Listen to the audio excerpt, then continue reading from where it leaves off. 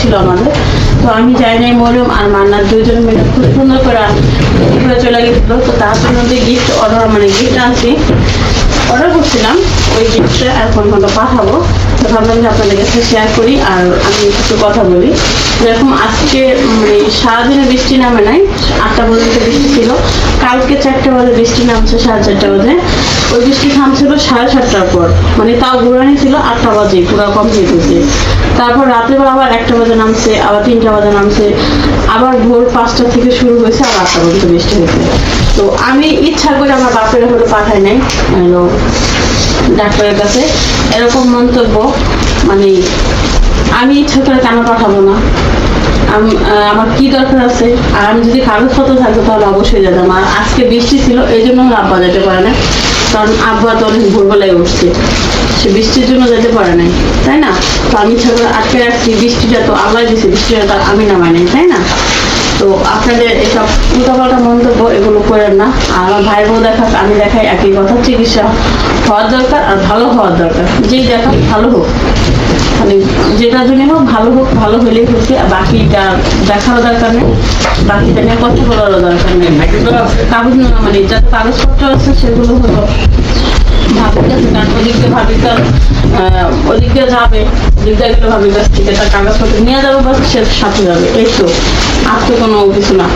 যাও বাবা, ওই বাবা বাবা চলতেছে, যাও। প্রথম বাবা গেঞ্জিগুলো খুলে হয়ে গেছে, বাবা এখানে আসতো, যাও।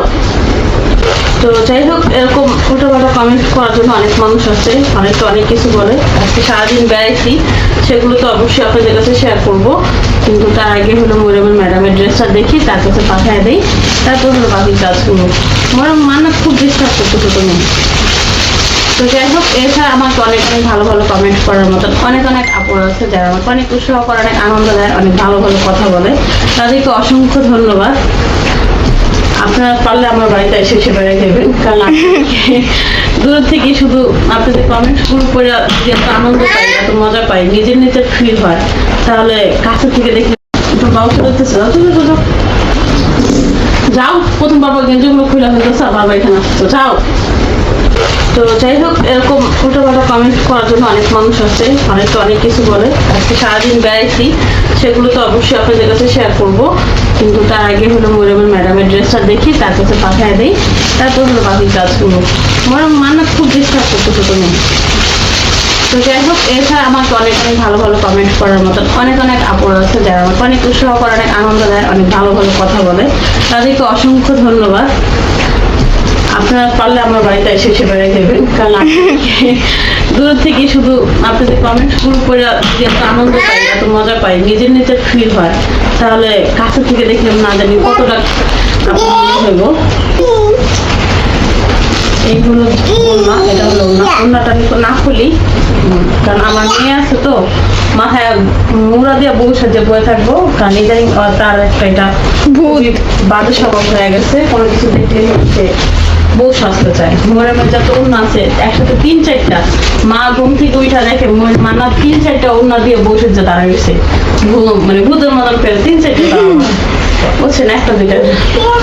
এই আমার বেড়ানো আছে শেষ করে, সে হলো সামনে কাজ আছে, তুমি উল্টা ধরছি।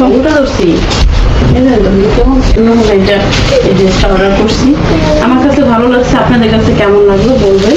আর গিফটের জিনিস গিফটে একটু ভালো কাজ দেওয়ার চেষ্টা করছি।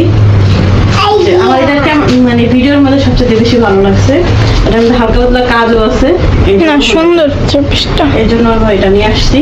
তো কেমন হচ্ছে বলবেন।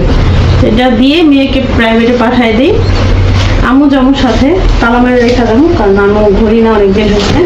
আজকে যেহেতু রান্না বান্না নাই, কোনো কাজ কাম নাই, তাই আজকে যাই আমি একটু ঘুরে আসি।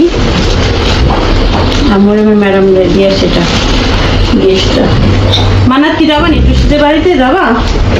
কম না, টুসি মারে তোমাকে। নেল পলিশ আছে রেখে বসে, নেল পলিশ ধরো না, ব্যাংকে দেবা টুসি মারে যাই টুসির হাতটা নষ্ট করে।